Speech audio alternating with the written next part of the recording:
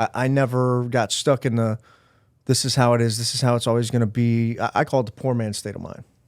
I never wanted to, I'm such a victim, I can't. No, I wanted to break the stigma, break the generational curse. I always had a feeling that there's something better. I know there's better.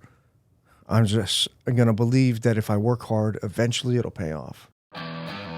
Welcome to the Your Peak Life podcast. Let's conquer the summit of life and reach the apex of our potential.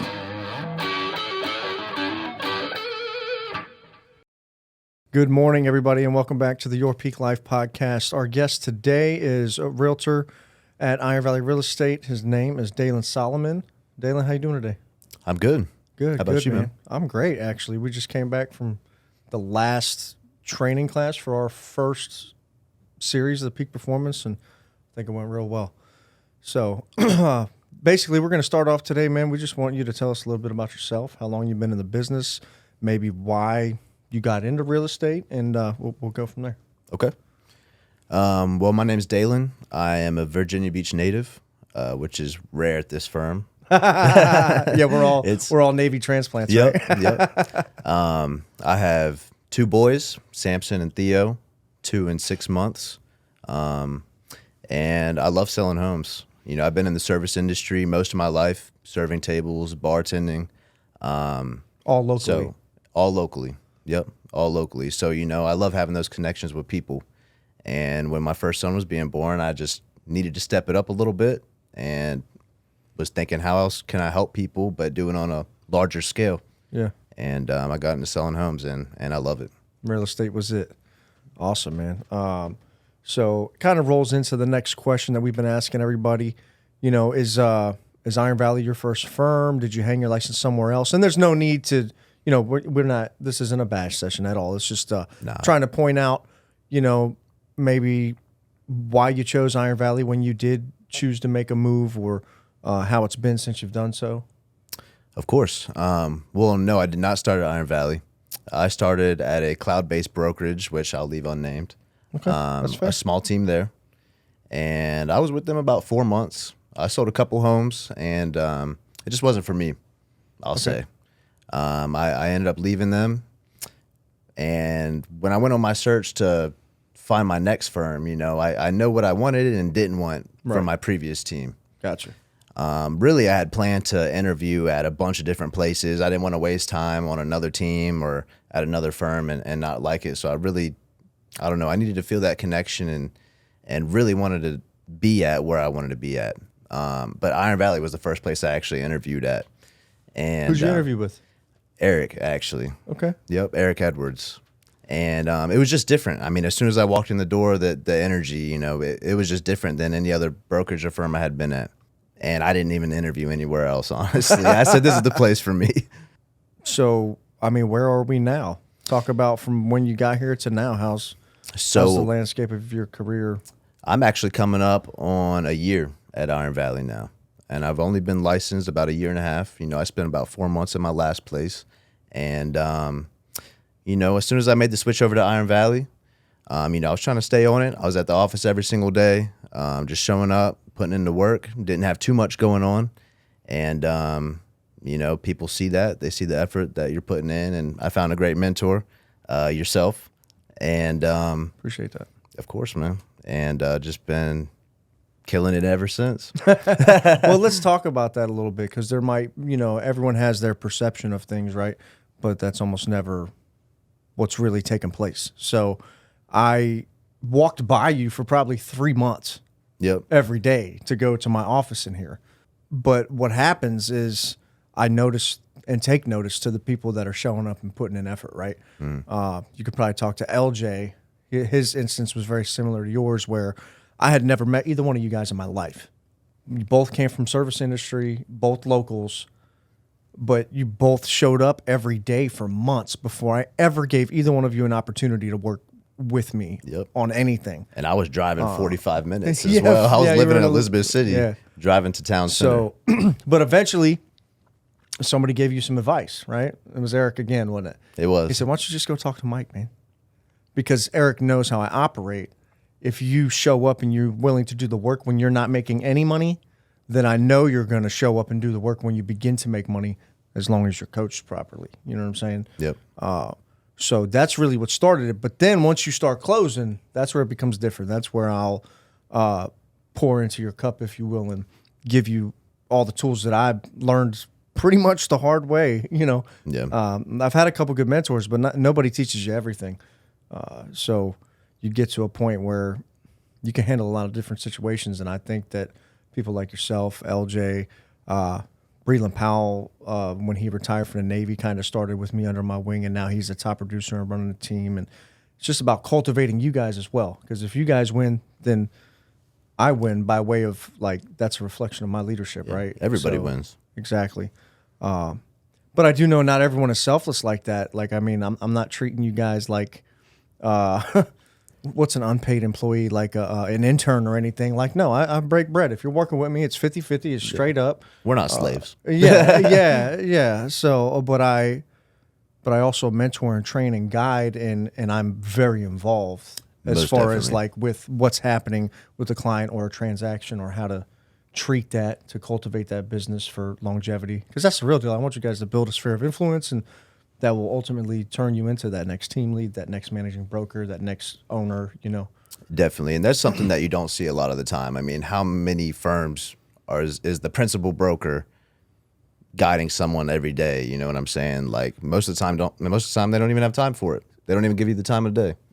Well, it's leverage, man. You know, you just sat through the training that really inspired this podcast, right? It was just one of the slogans that we thought of when we made the course. Mm-hmm. And yeah, you're right.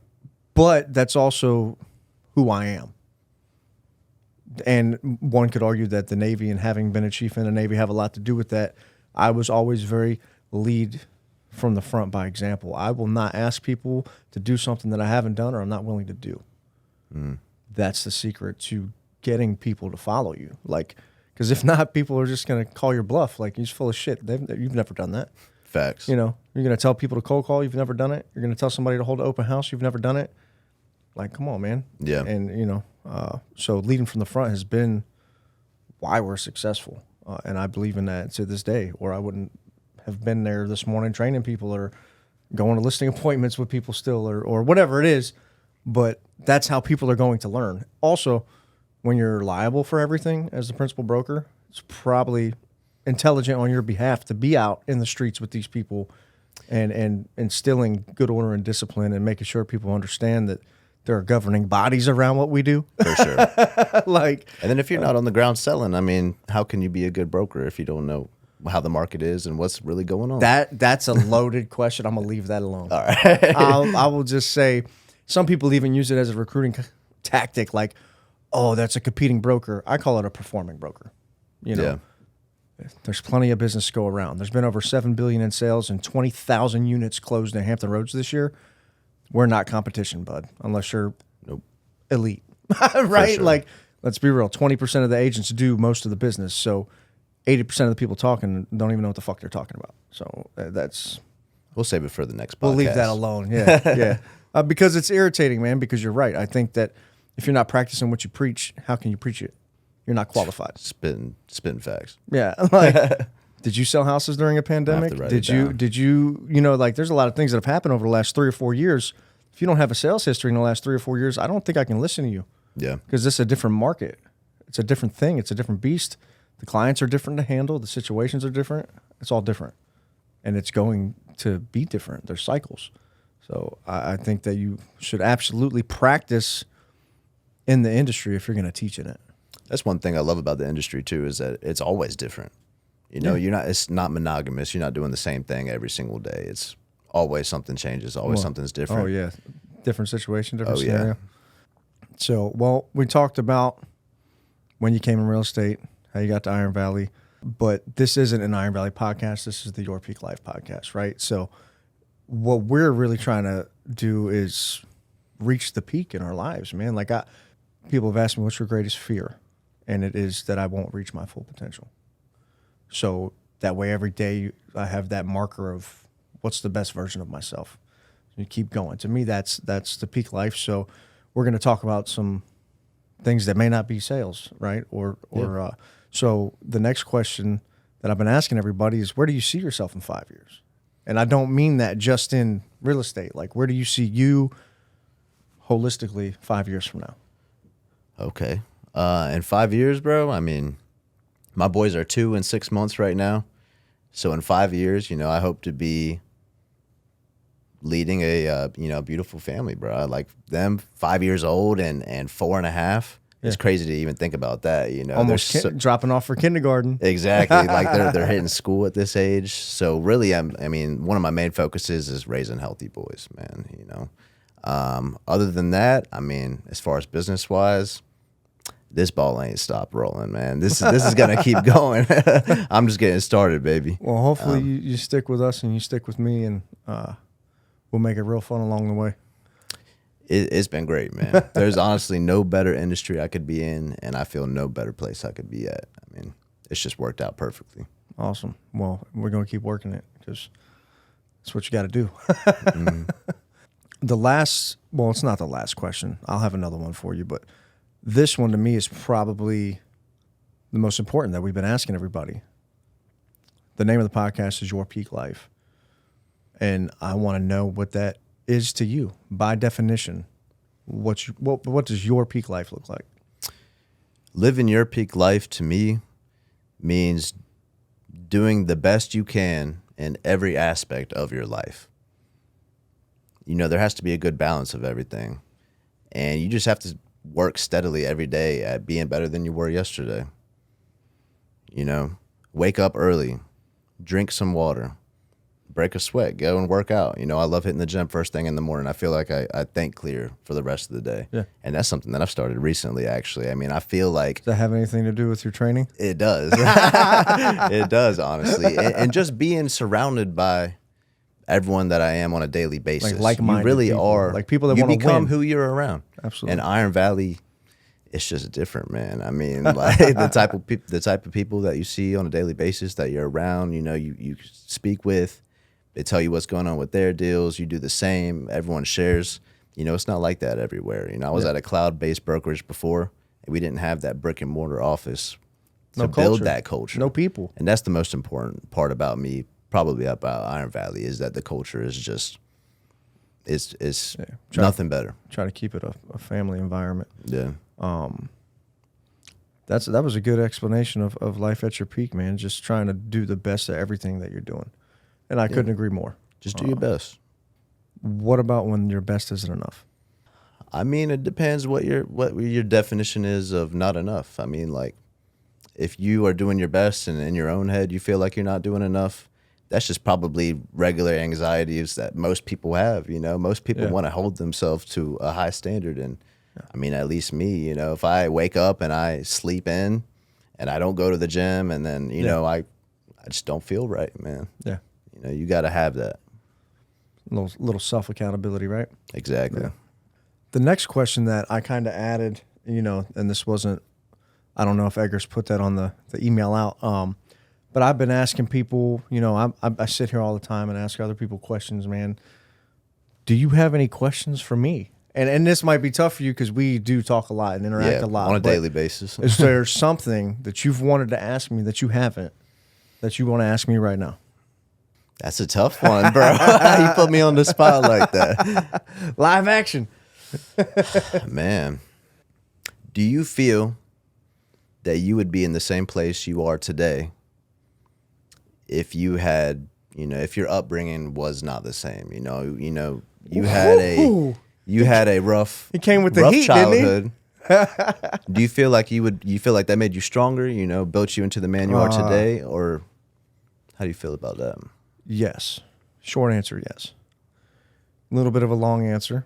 Absolutely 100%. Like, everything that I did just to, I don't want to say survive because it sounds like some type of horror film, which I guess to some people it is, but there's also moments of joy and love and happiness sporadically throughout trauma, if you will. But if I didn't go through everything I went through up until I was 17 and joined the Navy, and then also the stuff I went through in the Navy, all of those things have created the person that has the ability to do what he's doing right now. I would not be able to lead people. I would probably not be able to close deals. I would definitely not have the sphere of influence that I have if I wouldn't be as diverse, you know. You can relate to all aspects. Of So people. so many different aspects, right? So no, my life experience and what I went through gave me purpose, and it made me want to build a good life. I never got stuck in the this is how it is, this is how it's always going to be. I call it the poor man's state of mind. I never wanted to. I'm such a victim. I can't. No, I wanted to break the stigma, break the generational curse. I always had a feeling that there's something better. I know there's better. I'm just going to believe that if I work hard, eventually it'll pay off, you know? Yeah. And that's through anything, you know, because I worked hard a lot of times and it didn't pay off like it was supposed to, or maybe somebody tried to rob me of it, or maybe I made decisions that I shouldn't have and almost robbed myself, you know? But you learn and you grow through all those things, and I'm proud to be who and what I am. Yeah, that's a great question. Thanks. Damn. I was like, I didn't know what to ask, come bro. with the heat, I was bro. caught a little off guard. Trying to get tears flowing and shit. But no, I have purpose, man, you know, and I'm thankful for that, because I wouldn't have the burning desire inside me to just like live a great life, and I want everyone around me to do the same thing. Yeah. Whew.